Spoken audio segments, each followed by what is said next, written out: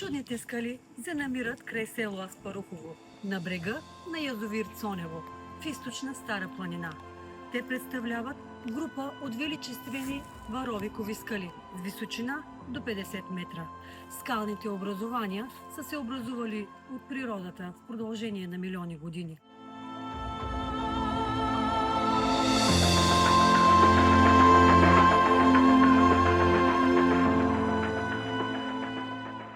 Заради своята уникалност, мястото е обявено за природна забележителност още през 1949 година.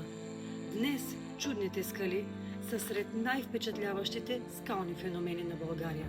Точно поради тази причина са посещавани от множество любители и фотографи от цял свят. Аз съм говорещата с Вълци и днес ще ви разкажа най-интересната легенда, свързана с това място.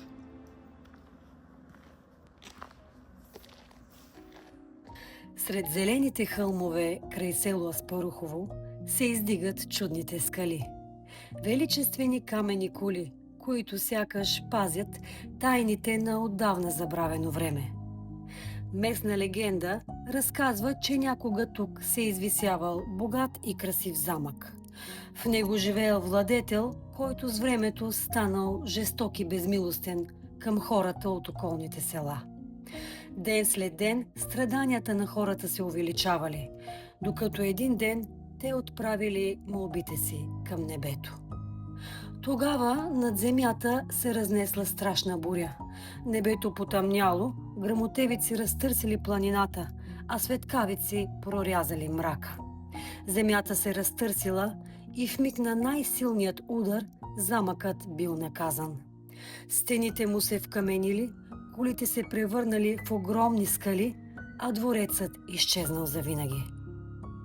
Днес тези камени изполини се извисяват над водите на язовир Цонево, като безмълвни свидетели на древната история.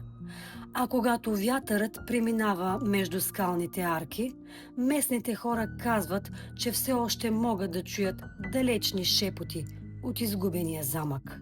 Напомняне, че всяка несправедливост, а рано или късно, намира своят край.